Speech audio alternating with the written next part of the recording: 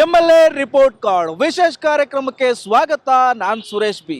ನಾನೀಗ ಮೈಸೂರಿನ ಚಾಮರಾಜ ವಿಧಾನಸಭಾ ಕ್ಷೇತ್ರದಲ್ಲಿದ್ದೇನೆ. ರಾಜ್ಯದಲ್ಲಿ ಮುಖ್ಯಮಂತ್ರಿ ಸಿದ್ದರಾಮಯ್ಯ ಅವರ ನೇತೃತ್ವದ ಕಾಂಗ್ರೆಸ್ ಸರ್ಕಾರಕ್ಕೆ 1 ವರ್ಷ ತುಂಬಿದೆ. ಚಾಮರಾಜ ವಿಧಾನಸಭಾ ಕ್ಷೇತ್ರದಲ್ಲೂ ಕೂಡ ಕಾಂಗ್ರೆಸ್ನ ಶಾಸಕರಾಗಿರುವಂಥ ಹರೀಶ್ ಗೌಡ ಮೊದಲ ಬಾರಿಗೆ ಇಲ್ಲಿ ಎಂಎಲ್ಎ ಆಗಿದ್ದಾರೆ. ಹಾಗಿದ್ರೆ ಚಾಮರಾಜ ವಿಧಾನಸಭಾ ಕ್ಷೇತ್ರದಲ್ಲಿ ಕಳೆದ 1 ವರ್ಷದಿಂದ ಎಷ್ಟು ಅಭಿವೃದ್ಧಿ ಕೆಲಸಗಳು ಆಗಿವೆ? ಅಭಿವೃದ್ಧಿ ಕೆಲಸಗಳು ಆಗದೆ ಇರುವಂತಹ ಕುಂಠಿತಗೊಂಡಿರ್ತಕ್ಕಂಥ ಕಾಮಗಾರಿಗಳೆಷ್ಟು?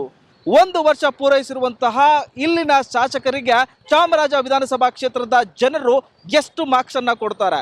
1 ವರ್ಷದಿಂದ ಚಾಮರಾಜ ವಿಧಾನಸಭಾ ಕ್ಷೇತ್ರದಲ್ಲಿ ಇಲ್ಲಿನ ಶಾಸಕರು ಮಾಡಿರುವಂಥ ಅಭಿವೃದ್ಧಿ ಕಾಮಗಾರಿಗಳು ಏನು?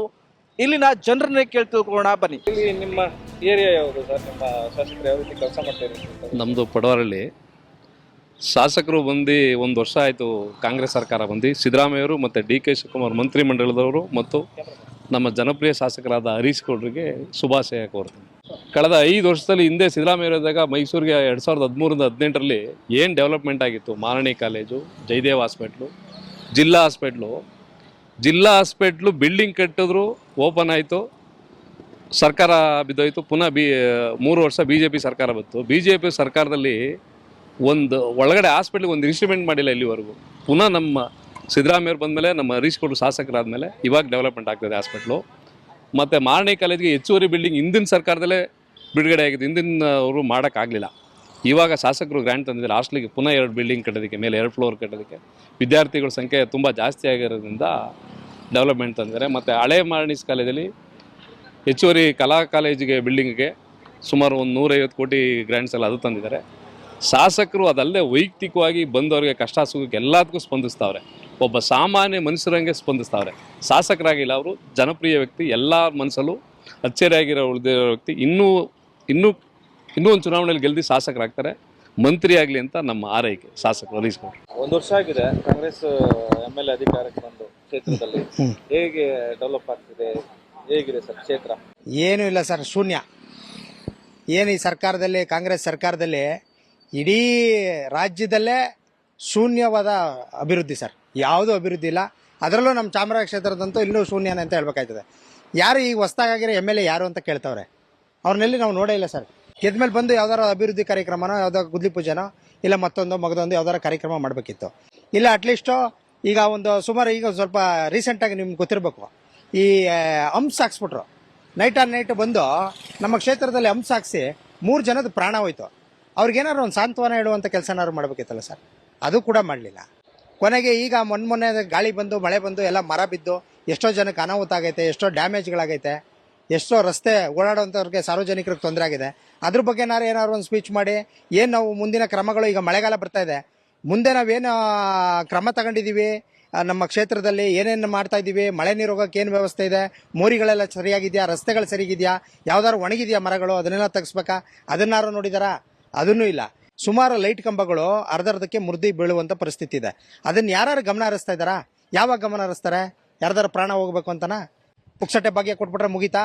ಪುಕ್ಸಟ್ಟೆ ಭಾಗ್ಯ ತಿನ್ನಕ್ಕಾರು ಜೈವ ಇರ್ಬೇಕಲ್ರಿ. ಸೊತ್ತೋಗ್ಬಿಡ್ತಾವ್ರಲ್ಲ ಜನ, ಅದನ್ನ ನೋಡ್ಬೇಕಲ್ವಾ? 800 ಕೋಟಿ ರೂಪಾಯಿ ಅನುದಾನ ತಂದು ಅದರಲ್ಲಿ 350 ಕೋಟಿ ರೂಪಾಯಿ ನಮ್ಮ KR ಹಾಸ್ಪಿಟ್ಲು ಇದೆಯಲ್ಲ, ಕೃಷ್ಣರಾಜೇಂದ್ರ ಆಸ್ಪತ್ರೆ, ಅಲ್ಲಿ ಕೆಲಸಗಳು ನಡೀತಾ ಇದೆ. ಹೊಸ ಬಿಲ್ಡಿಂಗು ರಿನೋವೇಷನ್ಗಳೆಲ್ಲ ನಡೀತಾ ಇದೆ. ಮತ್ತು ಈ ಕೀಮಿಯೋಥೆರಪಿ ಅನ್ನೋ ಒಂದು ಹೊಸ ಬ್ರಾಂಚನ್ನ ಮಾಡ್ತಾ ಇದ್ದಾರೆ. ಇದೆಲ್ಲ ನಮ್ಮ ಹರೀಶ್ ಗೌಡರು, ಶಾಸಕರಾದಂಥ ಹರೀಶ್ ಗೌಡರು ಮಾಡ್ತಿರುವಂಥ ಒಂದು ಕೊಡುಗೆ ಅಂತ ಹೇಳ್ಬೋದು.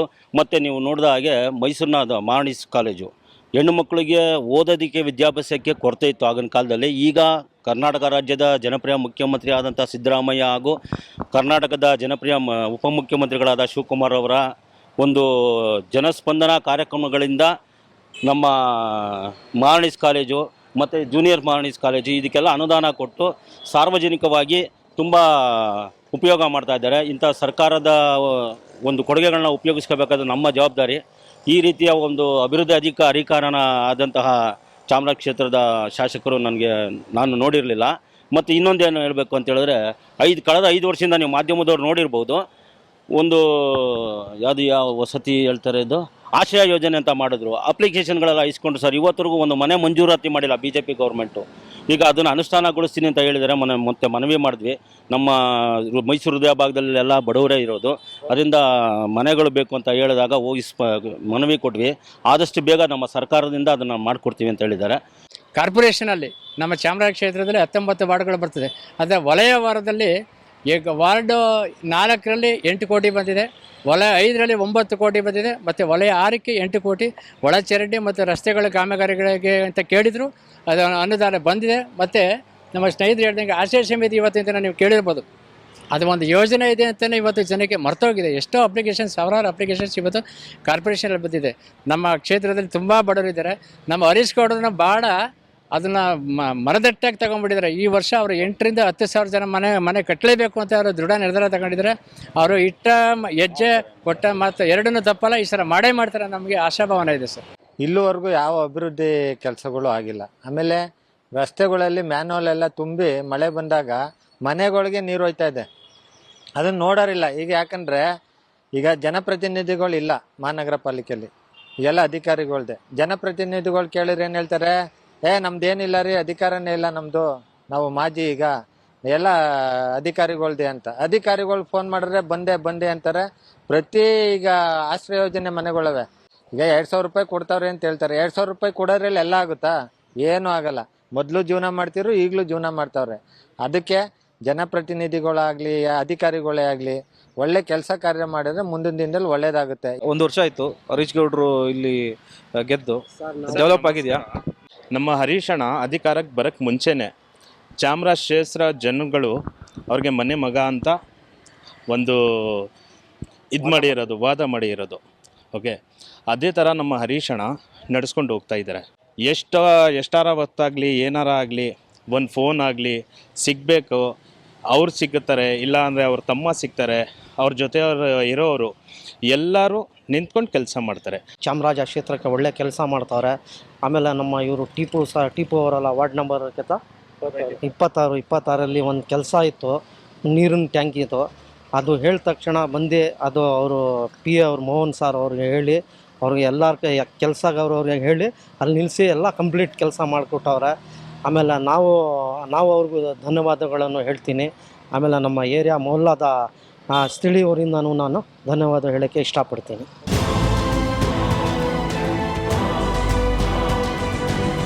ಚಾಮರಾಜ ಕ್ಷೇತ್ರದಲ್ಲಿ 1 ವರ್ಷ ಆಗಿದೆ ಹರೀಶ್ ಗೌಡ್ರು ಗೆದ್ದು, ಮೊದಲ ಬಾರಿ MLA ಆಗಿ. ಡೆವಲಪ್ ಯಾವ ರೀತಿ ನಡೀತಾ ಇದೆ? ನಮ್ಮ ಶಾಸಕರು ಕ್ರಿಯಾಶೀಲವಾಗಿದ್ದಾರೆ. ಎಲ್ಲ ಜನಗಳಿಗೂ ಕೂಡ ಸ್ಪಂದಿಸುವಂತಹ ಕಾರ್ಯಕ್ರಮ ಮತ್ತು ಅನೇಕರವ್ರನ್ನ ಸುಲಭವಾಗಿ ತಲುಪುವಂಥ ಕಾರ್ಯಕ್ರಮ. ಅವರೆಲ್ಲಿ ಜನರು ಎಲ್ಲಿ ಕುಳಿತಿರ್ತಾರೆ, ಒಂದು ಟೀ ಹೋಟ್ಲ್ ಹತ್ರ ಇರ್ಬೋದು, ಎಲ್ಲಿ ಅವ್ರು ಕುಳಿತಿರ್ತಾರೆ ಅಲ್ಲೇ ಹೋಗಿ ಅವರ ಕಷ್ಟ ಸುಖಗಳನ್ನು ಕೇಳುವಂತಹ ಸಂದರ್ಭ. ಈಗ ನಮ್ಮಲ್ಲಿ 19 ವಾರ್ಡ್ಗಳು ಬರುತ್ತೆ ಚಾಮರಾಜ ಕ್ಷೇತ್ರದಲ್ಲಿ. 19 ವಾರ್ಡ್ ಕೂಡ ಸಮಾನವಾಗಿ ಅವರು ಏನು ಸರ್ಕಾರದಿಂದ ಅನುದಾನಗಳು ಬಂದಿದೆ. ಇದುವರೆಗೆ ನಮ್ಮ ಸರ್ಕಾರ ಬಂದು 1 ವರ್ಷಗಳಾಗ್ತಿದೆ, ಕಾಂಗ್ರೆಸ್ ಸರ್ಕಾರ ಬಂದು. ಆ ಸರ್ಕಾರ ಬಂದಂಥ ಸಂದರ್ಭದಲ್ಲೂ ಕೂಡ ಇದುವರೆಗೆ ಅನುದಾನಗಳನ್ನು ಅನೇಕ ಆಸ್ಪತ್ರೆ ಇರ್ಬೋದು, ಸ್ಕೂಲ್ಗಳಿರ್ಬೋದು, ನಮ್ಮಲ್ಲಿರ್ತಕ್ಕಂತಹ ಶಿಥಿಲಾವಸ್ಥೆಯಲ್ಲಿರ್ತಕ್ಕಂತಹ ಶಾಲೆಯ ಕಟ್ಟಡಗಳಿರ್ಬೋದು, ಅವನ್ನೆಲ್ಲ ನಾವು ಕ್ರಿಯಾ ಯೋಜನೆಯಲ್ಲಿ ಸೇರಿಸ್ತಾ ಇರುವಂಥದ್ದನ್ನು ನಮಗೆಲ್ಲ ಹೇಳ್ತಾ ಇದ್ದಾರೆ. ಅದನ್ನು ಹೇಳಿದ್ದಾರೆ, ಅನುದಾನವನ್ನು ತಂದಿದ್ದಾರೆ. ಅದೆಲ್ಲ ಅಭಿವೃದ್ಧಿ ಆಗುವಂತಹ ಮಟ್ಟದಲ್ಲಿ ಇದೆ. ನಮ್ಮಲ್ಲಿ ಹರೀಶ್ ಗೌಡರು ಪ್ರತಿಯೊಂದು ವಾರ್ಡ್ಗೂ ಕೂಡ ವಾರ್ಡ್ ಸಭೆಗಳನ್ನು ಮಾಡಿದ್ದಾರೆ. ಪಡಿತರ ಚೀಟಿ ಇರ್ಬೋದು, ಅವರಿಗೆ ವಿಧವಾ ವೇತನ ಇರ್ಬೋದು, ಅದನ್ನು ಅವರದೇ ಆಪ್ತ ಸಹಾಯಕರನ್ನ ಇಟ್ಕೊಂಡು ನಮ್ಮನ್ನೆಲ್ಲ ಒಳಗೊಂಡಂತೆ ಜನಸಾಮಾನ್ಯರು ಕಚೇರಿಗೆ ಅಲಿಯೋದನ್ನು ಕಮ್ಮಿ ಮಾಡಿದ್ದಾರೆ. ಇನ್ನೂ ಕೂಡ ಅಭಿವೃದ್ಧಿಗಳನ್ನು ಮಾಡ್ತಾರೆ ಅನ್ನುವಂತಹ ನಂಬಿಕೆ ಜನಗಳಲ್ಲಿ ಬಂದಿದೆ. ಎಷ್ಟು ಮಾರ್ಕ್ಸ್ ಕೊಡ್ತೀರಿ ಡೆವಲಪ್ ಸಂಬಂಧಪಟ್ಟಂಗೆ ನಿಮ್ಮ ಶಾಸಕರಿಗೆ, ಇಲ್ಲಿಗೆ ಶಾಸಕರಿಗೆ? ನಾನೀಗ ಈಗಾಗಲೇ 95% ಕೊಟ್ಬಿಡ್ತೇನೆ. 95 ಈಗ ಅಭಿವೃದ್ಧಿ ಕಡೆ ಅವರು ಕೆಲಸ ಮಾಡ್ತಾರೆ. 95% ಕೊಡೋದಕ್ಕೆ ರೆಡಿ ಇದ್ದೀನಿ. ನಮ್ಮ ಚಾಮರಾಜ ಕ್ಷೇತ್ರಕ್ಕೆ ಕಾಂಗ್ರೆಸ್ ಅವರು ಹರೀಶ್ ಗೌಡ್ರು ಸಾಹೇಬರು ಅದೆಲ್ಲಿ ಕಾಣ್ತಾನೆ ಇಲ್ಲ ಸರ್.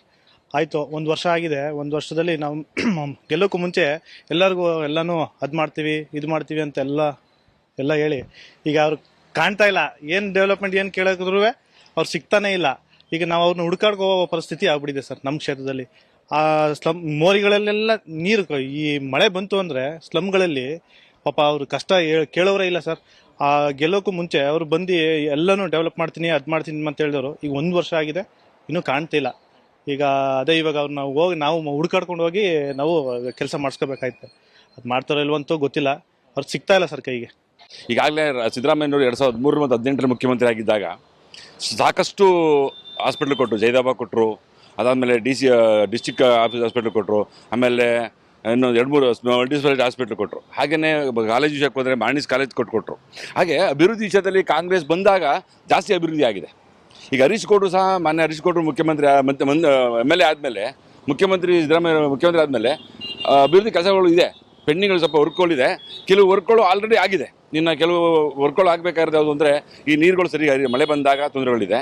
ಅದೆಲ್ಲ ಬಿಟ್ಟರೆ ಮಿಕ್ಕಿದೆಲ್ಲ ಕೆಲಸಗಳು ಚೆನ್ನಾಗಿ ಆಗ್ತಾ ಇದೆ. ನಾನೀಗ ಒಂಟಿಕೊಪ್ಪಲ್ನ ಪ್ರದೇಶದಲ್ಲಿ ಇದ್ದಾನೆ ಸರ್. ಈಗ ಚಾಮರಾಜ ವಿಧಾನಸಭಾ ಕ್ಷೇತ್ರದಲ್ಲಿ ಏನೆಲ್ಲ ಅಭಿವೃದ್ಧಿ ಕಾರ್ಯಕ್ರಮಗಳು ನಡೆದಿದೆ, ಏನೆಲ್ಲ ಆಗಬೇಕು, 1 ವರ್ಷದಲ್ಲಿ ಇಲ್ಲಿನ ಶಾಸಕರ ಕಾರ್ಯವೈಖರಿ ತೃಪ್ತಿ ಕೊಟ್ಟಿದೆಯಾ ಹೇಗೆ ಅಂತ? ಸುಮಾರು 1 ವರ್ಷ ಅವಧಿಲಿ ಸಿದ್ದರಾಮಯ್ಯನವರು ಕೊಟ್ಟಂಥ ಇದು ಕೊಡುಗೆಗಳು 1 ವರ್ಷದಲ್ಲಿ ಎಲ್ಲವನ್ನೂ ಮಾಡಿದ್ದಾರೆ. 1 ವರ್ಷದಲ್ಲಿ ಎಲ್ಲವನ್ನೂ ಸಾಧನೆ ಮಾಡಿದ್ದಾರೆ.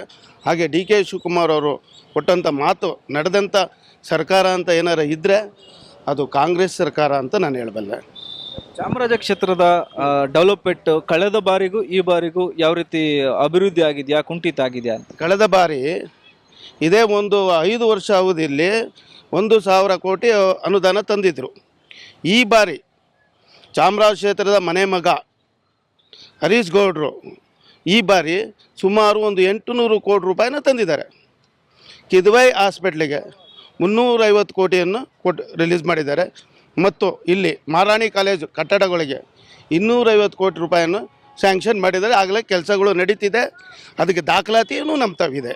ಕಳೆದ ವಿಧಾನಸಭಾ ಕ್ಷೇತ್ರ ಚುನಾವಣೆಯಲ್ಲಿ 2018ರಲ್ಲಿ ಗೆದ್ದಂತಹ ನಾಗೇಂದ್ರ ಅವರು ಏನೊಂದು ಅಭಿವೃದ್ಧಿಯನ್ನು ಮಾಡಿ 90% ಅಭಿವೃದ್ಧಿಯನ್ನು ಮಾಡಿ ಉಳಿದೇ ಕಾಮಗಾರಿ ನಡೆಯುವಂಥ ಪೂರ್ಣಗೊಳ್ಳುವಂಥ ಸಂದರ್ಭದಲ್ಲಿ ಚುನಾವಣೆ ಬಂತು.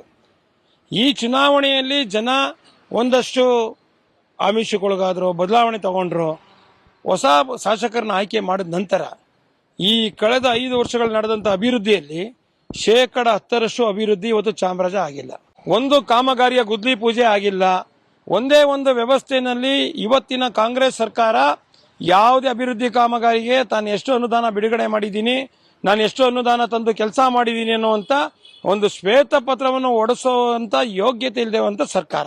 ಸಾರ್ವಜನಿಕ ಜೀವನದಲ್ಲಿ ಸಾರ್ವಜನಿಕರಿಗೆ ಆಗುವಂಥ ಜನಸೇವೆ ಮಾಡಕ್ಕೆ ಬಂದವರು, ಸಾರ್ವಜನಿಕರಿಗೆ ಮತ್ತು ನೊಂದವರಿಗೆ, ತುಳಿತಕ್ಕೊಳಗಾದವ್ರಿಗೆ ಏನು ಸರ್ಕಾರ ಸಹಾಯ ಹಸ್ತ ನೀಡಿದೆ. ಯಾವುದೋ ಒಂದು 5 ಗ್ಯಾರಂಟಿಗಳು ಯೋಜನೆಗಳಿರ್ಬೋದು, 5 ಯೋಜನೆಗಳನ್ನು ಸಮರ್ಪಕವಾಗಿ ಬಳಸ್ಕೊಂಡಂಥ ಮಹಿಳೆಯರುಗಳು, ಯುವ ಶಕ್ತಿ ಇರ್ಬೋದು, ಅನ್ನಭಾಗ್ಯ ಇರ್ಬೋದು, ಮತ್ತು 2,000 ರೂಪಾಯಿ ಗೃಹಲಕ್ಷ್ಮಿ ಇರ್ಬೋದು, ಯುವ ನಿಧಿ ಇರ್ಬೋದು, ಹಾಗೆ ವಿದ್ಯುತ್ 200 ಕಿಲೋವ್ಯಾಟ್ ವಿದ್ಯುತ್ ಇರ್ಬೋದು. ಇದನ್ನು ಬಳಸ್ಕೊಂಡಂಥ ಜನಗಳಿಗೆ ಇವತ್ತಿನಿಂದಲೇ ಕರ್ನಾಟಕ ಸರ್ಕಾರ ಕೊಟ್ಟ ಕೊಡುಗೆ ಅಪಾರ.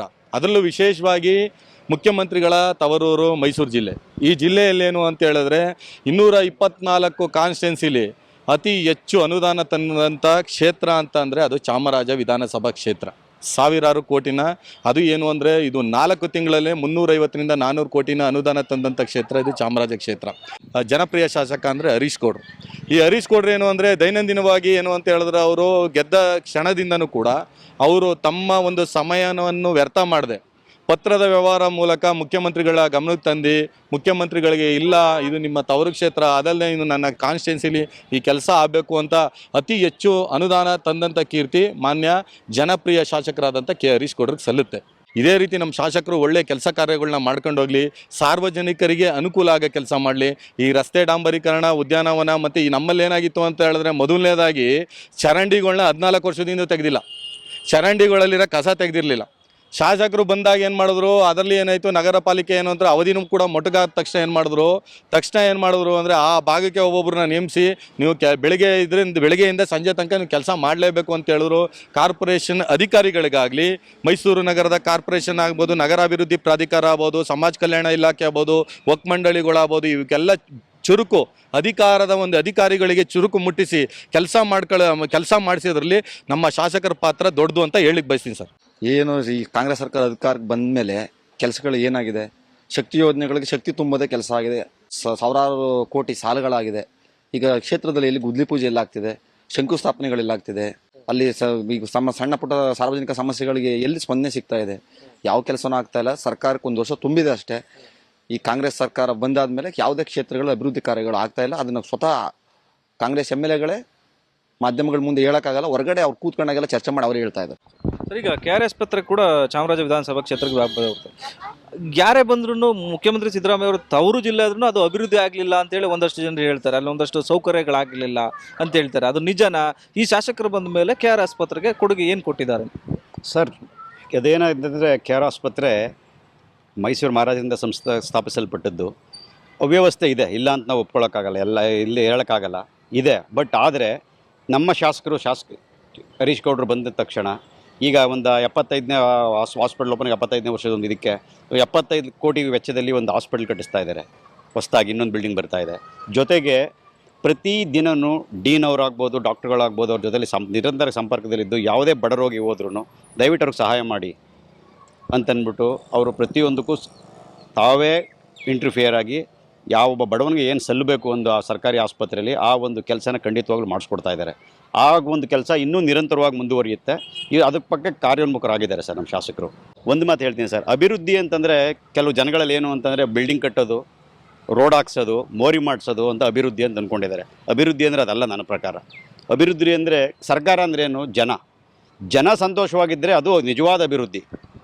ಆ ಜನ ಸಂತೋಷವಾಗಿರ್ಬೇಕು. ಏನು ಬೇಕು? ಮೂಲಭೂತ ಸೌಕರ್ಯಗಳನ್ನ ಕೊಡಬೇಕು ಸರ್ಕಾರದ. ಅದು ಯಾವುದೇ ಒಂದು ಚುನಾಯಿತ ಸರ್ಕಾರದ ಆದ್ಯ ಕರ್ತವ್ಯ. ಅದನ್ನು ನಮ್ಮ ಮುಖ್ಯಮಂತ್ರಿಗಳಾದ ಸಿದ್ದರಾಮಯ್ಯನವರು ಹಾಗೂ DK ಶಿವಕುಮಾರ್ ಅವರ ನೇತೃತ್ವದಲ್ಲಿ ನಮ್ಮ ಕಾಂಗ್ರೆಸ್ ಪಕ್ಷದ ಸರ್ಕಾರ ಅತ್ಯುತ್ತಮವಾಗಿ ಮಾಡ್ತಾ ಇದೆ. ನಾನಿದ್ದೀನಿ ಈಗ ಹೆಬ್ಬಾಳ ಕೈಗಾರಿಕಾ ಪ್ರದೇಶದ ವ್ಯಾಪ್ತಿಯಲ್ಲಿ. ಇಲ್ಲೊಂದಷ್ಟು ಜನರು ಇದ್ದಾರೆ, ಅವ್ರನ್ನ ಮಾತನಾಡ್ತಾನೆ. ಏನಿದೆ ಇಲ್ಲಿನ ಕ್ಷೇತ್ರದ ಅಭಿವೃದ್ಧಿ ಯಾವ ರೀತಿ ಆಗಿದೆ ಅಂತ. ಸರ್, ಹೇಗಿದೆ ಸರ್ ಈ ಕ್ಷೇತ್ರ, ಚಾಮರಾಜ ಕ್ಷೇತ್ರ? ಸರ್, ಈ ಕ್ಷೇತ್ರದ ಬಗ್ಗೆ ಹೇಳ್ಬೇಕಂದ್ರೆ ನಮಗೆ ಹರೀಶ್ ಗೌಡರು ಏನು ಶಾಸಕರಾಗಿ ನೂತನವಾಗಿ ಇಲ್ಲಿನ ಜನತೆ ಏನು ಚುನಾಯಿತರು ಮಾಡಿದ್ದಾರೆ, ನಮಗೆ ದೇವ್ರು ಕೊಟ್ಟ ಕೊಡುಗೆ ಅಂತ ಹೇಳ್ಬೋದು ಸರ್. ಈ ಥರ ಒಬ್ಬ MLA ರಾಜಕಾರಣಿಗಳಂದರೆ ಜನರ ಅಭಿಪ್ರಾಯದಲ್ಲಿ ಬೇರೆ ರೀತಿ ಇದೆ, ನೆಗೆಟಿವ್ ಆಗಿ ಮಾತಾಡ್ತಾರೆ. ಆದರೆ ಇವ್ರು ರಾಜಕಾರಣಿಗಳು MLA ಅಂತಲೇ ಅನ್ಸಲ್ಲ. ಇವ್ರ ಬಗ್ಗೆ ನಾನು ಸ್ಟಡಿ ಮಾಡಿದಾಗ ಜನರಲ್ಲಿ ವಿಚಾರಿಸಿದಾಗ ಎಲೆಕ್ಷನ್ಗೆ ಮುಂಚೆ ಇವರು ಮನೆ ಮಠ ಎಲ್ಲ ಮಾರಿ ಜನರಿಗೋಸ್ಕರ ಸೇವೆ ಮಾಡ್ತಿದ್ದಾರೆ. ಒಬ್ಬ ರಾಜಕಾರಣಿ ಅಂದರೆ ಒಂದು ಬಿಸ್ನೆಸ್ ಆಗಿಬಿಟ್ಟಿದೆ, ಇವತ್ತು ದುಡ್ಡು ಮಾಡೋದು ದಂಧೆ ಥರ ಆಗಿಬಿಟ್ಟಿದೆ, ತಪ್ಪು ತಿಳ್ಕೊಬೇಡಿ. ಆದರೆ ಇವ್ರ ಬಗ್ಗೆ ನಾನು ತಿಳ್ಕೊಂಡಾಗ ಇವ್ರು ಮನೆ ಮಠ ಕಳ್ಕೊಂಡು ಜನರ ಸೇವೆಗೆ 15 ವರ್ಷದಿಂದ ಸಾರ್ವಜನಿಕ ಜೀವನದಲ್ಲಿದ್ದಾರೆ. ಇವರು ಗಣೇಶ ಹಬ್ಬ ಆಗ್ಬೋದು, ಗೌರಿ ಹಬ್ಬ ಆಗ್ಬೋದು, ಮನೆಗೆ ಯಾವತ್ತು ಯಾರೇನೇ ಕಷ್ಟ ಬಂದರೂ ಅವರು ನಮ್ಮ ಮೈಸೂರು ಕ್ಷೇತ್ರ ಇಡೀ ಜಿಲ್ಲೆಗೆ ಕಲಿಯುಗದ ಕರ್ಣ ಅಂತ ಯಾವ್ದಾರು ಒಬ್ಬ ವ್ಯಕ್ತಿ ಇದ್ರೆ ಅದು ನಮ್ಮ ಹರೀಶ್ ಗೌಡರು. ಅವರು ಅಷ್ಟು ದಾನ ಧರ್ಮ ಮಾಡಿದ್ದಾರೆ. ಹಂಗೆ 1 ವರ್ಷದಲ್ಲಿ ಒಬ್ಬ MLA ಆಗಿ ಅವರು ಅದ್ಭುತ ಕೆಲಸ ಮಾಡ್ತಾ ಇದ್ದಾರೆ ಸರ್. ಯಾವತ್ತು ರೀಚಬಲ್ಲು. ಆಮೇಲೆ ಈ ಕ್ಷೇತ್ರಕ್ಕೆ 350-400 ಕೋಟಿ ಇವಾಗ ಆಲ್ರೆಡಿ ಕೆಲಸ ನಡೀತಿದೆ. ಇನ್ನು 500-600 ಕೋಟಿ ರೂಪಾಯಿ ತಂದಿದ್ದಾರೆ. ಇನ್ನೂ ತುಂಬ ಚೆನ್ನಾಗಿ ಕೆಲಸ ಮಾಡ್ತಾರೆ ಸರ್. ಆ ವಿಶ್ವಾಸ ನಮಗಿದೆ ಸರ್. ಮೇಡಮ್, ಈಗ MLA ಅಂದರೆ ಯಾವಾಗಲೂ ಜನರ ಮಧ್ಯದಲ್ಲಿ ಇರಬೇಕು. ಹರೀಶ್ ಗೌಡರು ಯಾವ ರೀತಿ ಸಿಗ್ತಿದ್ದಾರೆ? ಕಳೆದ ಬಾರಿ ಅಭಿವೃದ್ಧಿಗೆ ಈ ಬಾರಿ ಸಂಬಂಧಪಟ್ಟಂಗೆ ಯಾವ ರೀತಿ ಹೋಲಿಕೆ ಮಾಡ್ಬೋದು ಅಂತ ಆಡಳಿತಾನ ಈ ಕ್ಷೇತ್ರಕ್ಕೆ? ಸರ್, ಮೊದಲಿಗೆ ನಾನು ಕಾಂಗ್ರೆಸ್ ಸರ್ಕಾರಕ್ಕೆ ಅಭಿನಂದನೆಗಳನ್ನ ಹೇಳಬೇಕು. ಜೊತೆಗೆ ನಮ್ಮ ಹರೀಶ್ ಅಣ್ಣವ್ರಿಗೂ ಅಭಿನಂದನೆಯನ್ನು ಸಲ್ಲಿಸ್ತೀನಿ 1 ವರ್ಷ ಪೂರೈಸಿದ್ದಕ್ಕೆ. ಸೊ ಯಾವ ರೀತಿ ವ್ಯತ್ಯಾಸ ಅಂದರೆ ಬಹಳಷ್ಟು ವ್ಯತ್ಯಾಸ ಇದೆ ಸರ್. ಮೊದಲನೇ ಇದ್ದಂಥ ಶಾಸಕರು ನಾವು ಅವ್ರನ್ನ ಭೇಟಿ ಮಾಡಬೇಕು ಅಂದರೆ ಫೋನ್ ಕಾಲಕ್ಕೆ ಸಿಗ್ತಿರ್ಲಿಲ್ಲ, ಜೊತೆಗೆ ಆಫೀಸಲ್ಲಿ ಕೂತ್ಕೊಡ್ತಿರ್ಲಿಲ್ಲ. ಇದಲ್ದೇ ನಮ್ಮ ಶಾಸಕರು ಯಾವ ರೀತಿ ಸಿಗ್ತಾ ಇದ್ದಾರೆ ಅಂದರೆ ಜನಪ್ರತಿನಿಧಿ ಯಾವ ರೀತಿ ಅಂತ ಒಂದು ಮಾದರಿಯಾಗಿ ನಮ್ಮ ಕ್ಷೇತ್ರದ ಜನತೆಗೆ ಸಿಕ್ಕಿದ್ದಾರೆ. ಅವರೊಂದು ವರ ಅಂತಲೇ ಹೇಳ್ಬೋದು. ಇವ್ರು ಹೇಳೋ ಥರ ಯಾವ ರೀತಿ ಅಂದರೆ ಒಂದು ಫೋನ್ ಕಾಲ್ ಮಾಡಿರ್ಬೋದು. ಈಗ ಅವ್ರು ಏನೇ ಬ್ಯುಸಿ ಇದ್ರು ನಂತರದಲ್ಲಿ ಫೋನ್ ಕಾಲ್ ಪಿಕ್ ಮಾಡಿಲ್ಲ ಅಂದ್ರೂ ನಂತರದಲ್ಲಿ ಅವರು ಕರೆ ಮಾಡ್ತಾರೆ. ಮತ್ತೆ ಇನ್ನೊಂದು ಏನು ಹೇಳ್ಬೋದು ಅಂದರೆ 24 ಗಂಟೆ ಮನೆಗೆ ಹೋದ್ರು ಸಿಗ್ತಾರೆ, ಇಲ್ಲ ಆಫೀಸಲ್ಲಿ ಕೂತ್ಕೋತಾರೆ. ಆಫೀಸಲ್ಲಿ ಯಾವ ರೀತಿ ಅಂದರೆ 4 ಗಂಟೆ ಕೂತ್ಕೊಂಡವ್ರು 10 ಗಂಟೆ ಆದರೂ ಜನಗಳನ್ನ ಸಂಪರ್ಕ ಮಾಡ್ತಾನೆ ಇರ್ತಾರೆ. ಅವ್ರ ಸಮಸ್ಯೆನ ಆಲಿಸ್ತಾನೆ ಇರ್ತಾರೆ. ಸಮಸ್ಯೆಗಳನ್ನ ಆಲಿಸಿ ಅಲ್ಲೇ ಬಿಡೋದಿಲ್ಲ. ಅದನ್ನೇನು ಮಾಡ್ತಾರೆ ತಕ್ಷಣದಲ್ಲೇ. ಈಗ ಅವ್ರು ಏನು ಮಾಡೋದು, ಒಂದು ಅಫಿಷಿಯಲ್ ಆಗಿ ಒಂದು PS ಅಂತ ಇಟ್ಕೊಂಡಿದ್ದಾರೆ. ಅದ್ರ ಜೊತೆಗೆ ಮೋಹನ್ ಅಣ್ಣ ಅಂತ ಇರ್ಬೋದು, ಅವರು ಅಷ್ಟೇ ಹರೀಶ್ ಅಣ್ಣವ್ರನ್ನ ಪರ್ಸನಲ್ PS ಆಗಿದ್ದಾರೆ. ಅವರು ಎಷ್ಟು ಚೆನ್ನಾಗಿ ಒಂದು ಜನರ ಸಮಸ್ಯೆಗಳನ್ನ ಬಗೆಹರಿಸ್ತಾರೆ ಅಂದರೆ ನೀವು ಈಗ ಮಳೆ ಬಂದು ಇಷ್ಟೆಲ್ಲ ಸಮಸ್ಯೆ ಆಗಿದೆ, ಅದನ್ನು 1 ದಿನದಲ್ಲಿ ಸಾಲ್ವ್ ಮಾಡ್ತಾರೆ ಅಂದರೆ ಎಷ್ಟು ಖುಷಿ ಆಗುತ್ತೆ ಅಲ್ವಾ? ಇಂಥ ಒಳ್ಳೆ ಶಾಸಕರು ನಮ್ಗೆ ಸಿಕ್ಕಿರೋದು ನಿಜವಾಗ್ಲೂ ಪುಣ್ಯ ಅಂತ ಹೇಳ್ಬೋದು. ಇಲ್ಲಿವರೆಗೂ ನನ್ನ ಸೋದರ ಏನು ಹೇಳಿದ್ರು ಅವೆಲ್ಲ ನಿಜವಾಗ್ಲೂ ನಡೆದಂಥ ಕೆಲಸಗಳು. ಇದೇ ಥರ ಮುಂದಕ್ಕೂ ಇದೇ ಥರ ನಡೀಬೇಕು. ಏನು ಅಂದರೆ ಇಲ್ಲಿ ನಾನು ಮೊದಲನೇಗೆ ನಮ್ಮ ರಾಜ್ಯ ಸರ್ಕಾರಕ್ಕೆ ಅಭಿನಂದನೆಗಳು, ಹಾಗೂ ನಮ್ಮ ಕ್ಷೇತ್ರ ಶಾಸಕರಂತ ಹರೀಶ್ ಗೌಡವ್ರಿಗೂ ಅಭಿನಂದನೆಗಳು. ಏನು ಅಂದರೆ ಪ್ರತಿ ವಾರ್ಡ್ಗೂ ಒಬ್ಬೊಬ್ರಿಗೆ ಎಲ್ಲರಿಗೂ ವಹಿಸಿದ್ದಾರೆ, ಎಲ್ರಿಗೂ ಕೆಲಸಗಳು ಮಾಡಿ ಅಂತೇಳಿ ಪ್ರತಿ ಜಾಗದಲ್ಲಿ ಏನಾಗ್ತಿದೆ ಎಲ್ಲರೂ ಸ್ಪಂದನೆಗಳು ಮಾಡ್ತಾಯಿದ್ದಾರೆ. ಅದೇ ರೀತಿ ಅಭಿವೃದ್ಧಿ ಕೆಲಸಗಳು ನಡೀತಾ ಇದೆ. ಈಗ ಏನು ಜೂನ್ 10 ನಂತರಕ್ಕೆ ಜೂನ್ 10ನೇ ತಾರೀಕು ನಂತರಕ್ಕೆ ಏನೇನೋ ಕೆಲಸಗಳು ಆಗಬೇಕು ಎಲ್ಲ ಈಗ ಕೋಡ್ ಆಫ್ ಕಂಡಕ್ಟ್ ಇರೋದ್ರಿಂದ ಎಲ್ಲ ಜೂನ್ 10 ನಂತರ ಎಲ್ಲ ಕೆಲಸಗಳು ಕಾರ್ಯಗಳು ಸ್ಟಾರ್ಟ್ ಆಗ್ತವೆ. ಇದನ್ನು ನಾವು ನಮ್ಮ ಶಾಸಕರಿಗೆ ಅಭಿನಂದನೆ ಸಲ್ಲಿಸಬೇಕು. ಇದೇ ರೀತಿ ಮುಂದೆ ಇನ್ನೂ 10 ವರ್ಷ ಇದೇ ಥರ ನಮ್ಮ ಶಾಸಕರು ಜೊತೆಯಲ್ಲಿ ಹಾಗೆ ನಾವು ಅವ್ರನ್ನ ಶ್ರೇಯಸ್ ಬಯಸ್ತೀವಿ. ಇನ್ನು ಹೆಚ್ಚಿನೇನು ಮಾತಾಡೋ ಎಲ್ಲ ನನ್ನ ಮಾತುಗಳು ನನ್ನ ಸ್ನೇಹಿತರು ಎಲ್ಲ ಮಾತಾಡಿದ್ದಾರೆ. ನಮಸ್ತೆ. ಈ ಮೈಸೂರಲ್ಲಿ ನಮ್ಮ ಮುಖ್ಯಮಂತ್ರಿಗಳು ಇರೋದ್ರಿಂದ, ತವರೂರು ಇರೋದ್ರಿಂದ ಕ್ಷೇತ್ರದಲ್ಲಿ ನಾನು ಅಂದ್ಕೊಂಡಿದ್ದೆ ಭಾಳ ಹೆಚ್ಚಿನ ಅಭಿವೃದ್ಧಿ ಆಗುತ್ತೆ ಅಂತ. ಹಾಗೂ ಶಾಸಕರಿದ್ದಾರೆ ನಮ್ಮ ಕ್ಷೇತ್ರದಲ್ಲೇ, ಕಾಂಗ್ರೆಸ್ ಶಾಸಕರು ಕೆಲಸ ಮಾಡಿದ್ದಾರೆ ಅನ್ನೋಕ್ಕಿಂತನೂ ನಮ್ಮ ಕಣ್ಣಿಗಂತೂ ನಾವು ಕಾಣ್ತಾ ಇಲ್ಲ ಯಾವುದು ಕೆಲಸ ಆಗಿದೆಯೋ ಅಂತ ನಾವೇನೋ ನೋಡಿಲ್ಲ. ಕೆಲಸ ಮಾಡಿದ್ರೆ ಸಂತೋಷ. ಯಾಕೆಂತಂದರೆ ನಾನು ನೋಡ್ತಾ ಇದ್ದೀನಿ ಬರೀ ಸಭೆಗಳೇ ಮಾಡ್ಕೊಂಡು ಇವರು ಬರೀ ಎಲೆಕ್ಷನ್ ಉದ್ದೇಶ ಬಿಟ್ಟರೆ ಇನ್ನೇನು ನಾನು ಕಾಣ್ತಾ ಇಲ್ಲ, ನಾನು ನೋಡ್ತಾ ಇಲ್ಲ. ನನ್ನ ಆಸೆ ಏನು ಅಂತಂದರೆ ಮುಂದೆನಾರ ಅವರು ಕೆಲಸ ಮಾಡಲಿ ಅಂತ ಆಸೆ ಪಡ್ತೀನಿ. ಇನ್ನು 4 ವರ್ಷದಲ್ಲಿ ಇನ್ನೂ ಸ್ವಲ್ಪ ಚಾಮರಾಜ ಕ್ಷೇತ್ರನ ಅಭಿವೃದ್ಧಿ ಪಡಿಸ್ಲಿ ಅಂತ ಕೇಳ್ಕೊತೀನಿ ಅಷ್ಟೇ. ರಾಜ್ಯ ಕಾಂಗ್ರೆಸ್ ಸರ್ಕಾರಕ್ಕೆ 1 ವರ್ಷ ತುಂಬಿದೆ. ಚಾಮರಾಜ ಕ್ಷೇತ್ರದಲ್ಲೂ ಕೂಡ ಕಾಂಗ್ರೆಸ್ನ ಶಾಸಕರಿದ್ದಾರೆ, 1 ವರ್ಷ ಕಂಪ್ಲೀಟ್ ಮಾಡಿದ್ದಾರೆ ಶಾಸಕರು ಕೂಡ. ಅಭಿವೃದ್ಧಿ ಯಾವ ರೀತಿ ಆಗ್ತಾ ಇದೆ, ಕ್ಷೇತ್ರ ಡೆವಲಪ್ಮೆಂಟ್ ಯಾವ ರೀತಿ ಇದೆ ಅಂತ? ನಮ್ಮ ಶಾಸಕರು ಹರೀಶ್ ಗೌಡರು ಪ್ರತಿಯೊಬ್ಬರಿಗೂ ಕೈಗೆ ಸಿಗ್ತಾರೆ. ಆಮೇಲೆ ಡೆವಲಪ್ಮೆಂಟ್ ತುಂಬ ಚೆನ್ನಾಗ್ತಾಯಿದೆ. ಮೊದಲು BJP ಗೌರ್ಮೆಂಟ್ಗಿಂತ ಈ ಸತಿ ಹರೀಶ್ ಗೌಡರು ಒಳ್ಳೆ ಕೆಲಸ ಮಾಡ್ತಾ ಇದ್ದಾರೆ. ಆಮೇಲೆ ನಮಗೆ ಕ್ಯಾನ್ಸರ್ ಆಸ್ಪತ್ರೆ ತಂದಿದ್ದಾರೆ ಹೊಸದಾಗಿ, ಅದರಿಂದ ಹರೀಶ್ ಗೌಡರು ತುಂಬ ಚೆನ್ನಾಗಿ ಕೆಲಸ ಮಾಡ್ತಾ ಇದ್ದಾರೆ. ಇದು ಮೊದಲಿಗೂ ಈಗೂ ಡಿಫ್ರೆನ್ಸ್ ನೋಡೋದಾದ್ರೆ 1 ವರ್ಷದಲ್ಲಿ ಎಷ್ಟು ಮಾರ್ಕ್ಸ್ ಕೊಡ್ಬೋದು ನಿಮ್ಮ MLAಗೆ ಅಂತ? 10ಕ್ಕೆ ನನ್ನ ಪ್ರಕಾರ 10 ಕೊಡ್ಬೋದು ಅಂತ ನಾನು ಹೇಳ್ತಾ ಇದ್ದೀನಿ ನಮ್ಮ ಹರೀಶ್ ಗೌಡ್ರಿಗೆ. ಬೇರೆ ಏನೋ ಕೆಲಸ ಬ್ಯಾಲೆನ್ಸ್ ಇದೆಯಾ? ಏನು ಕೆಲಸ ಇಲ್ಲ ಇವಾಗ ಸದ್ಯಕ್ಕೆ, ಎಲ್ಲ ಚೆನ್ನಾಗಿ ನಡೀತಾ ಇದೆ. ಆಮೇಲೆ ಸರ್ಕಾರದಿಂದ ಬಡವ್ರಿಗೆ 5 ಗ್ಯಾರಂಟಿ ಕೊಟ್ಟಿದ್ದಾರೆ, ಎಲ್ಲ ಚೆನ್ನಾಗಿ ನಡೀತಾ ಇದೆ. ಹರೀಶ್ ಗೌಡರು ಎಲ್ಲ ಪ್ರತಿಯೊಂದು ಮನೆಗೂ ತಲುಪಿಸಿದ್ದಾರೆ. ಅದಕ್ಕೋಸ್ಕರ ನಮ್ಮ ಶಾಸಕರು ಚಾಮರಾಜ ಕ್ಷೇತ್ರ ಅಭಿವೃದ್ಧಿ ಕಾಣ್ತಾ ಇದೆ. ಸರ್, ಕೆಲಸ ಮಾಡೋಕ್ಕೆ ಅವ್ರಿಗೆ ಮನಸ್ಥಿತಿ ಇದ್ದರೂ ಹಣದ ಲಭ್ಯತೆ ಇಲ್ಲ. ಯಾಕೆಂದರೆ ರಾಜ್ಯ ಸರ್ಕಾರ MLAಗಳಿಗೆ ಇಷ್ಟು ಅಂತ ನಿಧಿ ಕೊಡಬೇಕಾಗಿದೆ, ಅದು ಕೊಡದೇ ಇರೋದ್ರಿಂದ ಬರೀ ಗ್ಯಾರಂಟಿ ಯೋಜನೆಗಳಲ್ಲೇ ಹೋಗಿರೋದ್ರಿಂದ ಯಾವುದೇ ರೀತಿಯಂಥ ಅಭಿವೃದ್ಧಿ ಕೆಲಸ ಆಗ್ತಾ ಇಲ್ಲ. ಒಟ್ಟಿನಲ್ಲಿ ಅವರು ಕೆಲವುದಕ್ಕೆ ನಾವು ಕಂಡಾಗಿ MLA ಅವರು ಎಸ್ಟಿಮೇಟ್ಗಳನ್ನ ರೆಡಿ ಮಾಡ್ಕೊಂಡಿದ್ದಾರೆ. ಅದು ಯಾವತ್ತು ಅನುಷ್ಠಾನಕ್ಕೆ ತರ್ತಾರೆ ನೋಡಬೇಕು. ಇದು ಚಾಮರಾಜ ವಿಧಾನಸಭಾ ಕ್ಷೇತ್ರದ MLA ರಿಪೋರ್ಟ್ ಕಾರ್ಡ್. ಮತ್ತೊಂದು MLA ರಿಪೋರ್ಟ್ ಕಾರ್ಡ್ನ ಜೊತೆಗೆ ಮತ್ತೊಂದು ಕ್ಷೇತ್ರದಲ್ಲಿ ನಾನು ನಿಮ್ಮನ್ನ ಭೇಟಿಯಾಗ್ತೀನಿ. ಅಲ್ಲಿವರೆಗೂ ನೋಡ್ತಾ ಇರಿ ಪವರ್ TV, ಇದು ನಿಮ್ಮ ಶಕ್ತಿ.